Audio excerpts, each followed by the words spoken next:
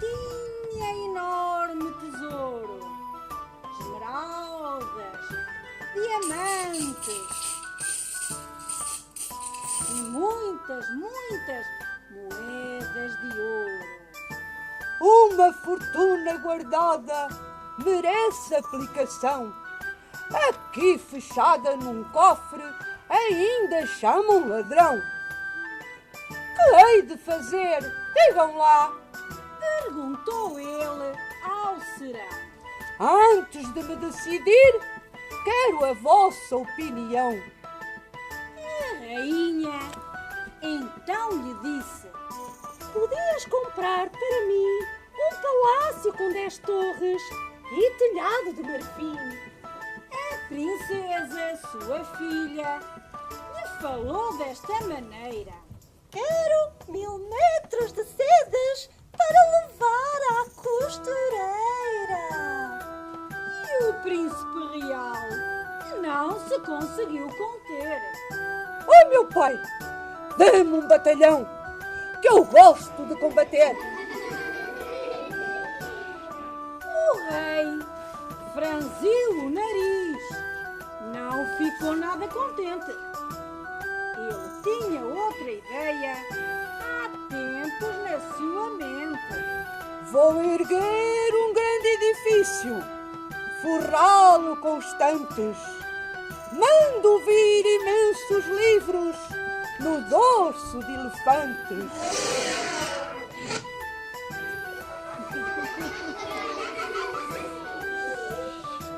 Vieram livros de barco, de cavalo,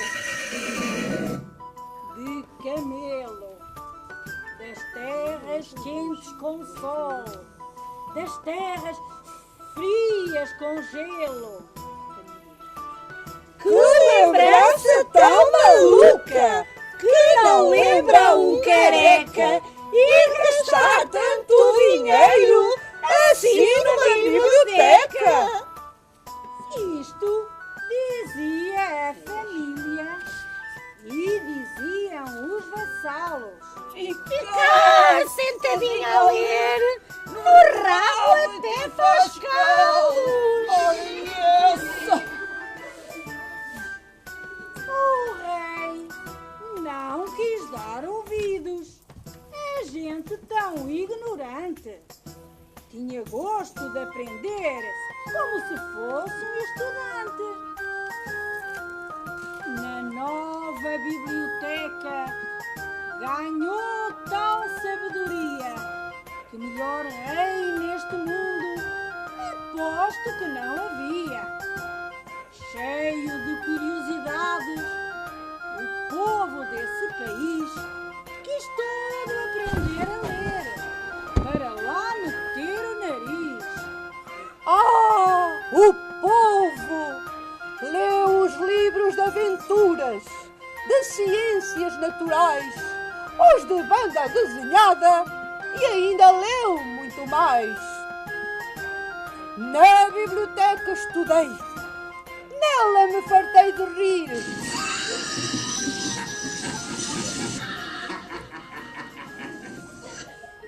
Porque os livros também servem, afinal, para divertir.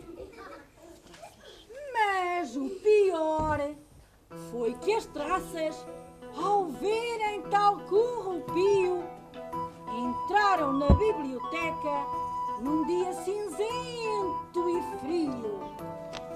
Aqui é que se está bem. Disseram todos em coro. Vamos comer os livrinhos encadernados em couro. Encheram bem a barriga, roendo aqui além. Um banquete de papel é mesmo o que lhes convém. O rei, ao ver os insetos por toda a sala a voarem, mandou vir 20 soldados armados para os matarem.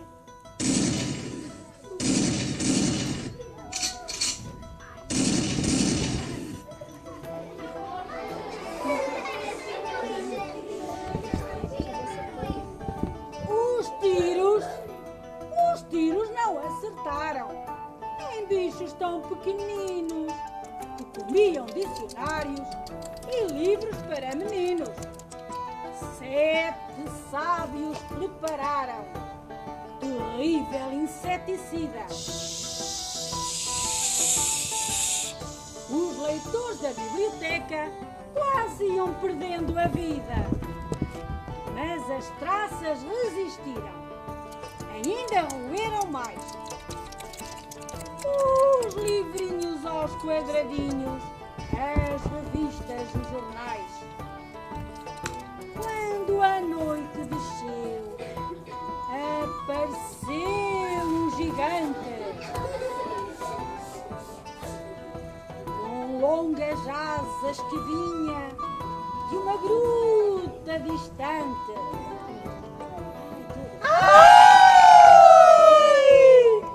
Gritou a multidão que não tinha mais sossego. Este medonho gigante parece mesmo um morcego! Vais também comer os livros? Perguntou ele, aflito. Se vieres com tal tensão, já aqui te prenderei. Não, eu venho, majestade, apenas pedir emprego. Comer traças é trabalho ideal para um morcego. Logo então foi contratado um simpático gigante e desatou a limpar os bichos de cada estante. Julgava já ter comido todas as traças. Um dia, quando viu uma tracinha, um livro de poesia, em vez de trincar as folhas, ela estava a devorar o livro com os seus olhos. Não conseguia parar. Mas quem és tu, borboleta? Perguntou ele, intrigado. Sou a fada Paladinha, que vivo aqui ao teu lado. Ao agitar sobre os livros a varinha de condão, ponho todos a pensar e a ter imaginação. Sobre as crianças eu deito uns pós de perlim-pim-pim, para descobrirem que ler é uma aventura sem fim. O gigante arregalou os olhos com grande espanto e levou-a até ao rei, que estava de coroa e manto. Encantado e soberano, lhe pediu para ficar, a ajudar o bom gigante para ele poder descansar. Ficaram então os dois a cuidar da biblioteca, enquanto ela faz magias. Ele faz uma soneca.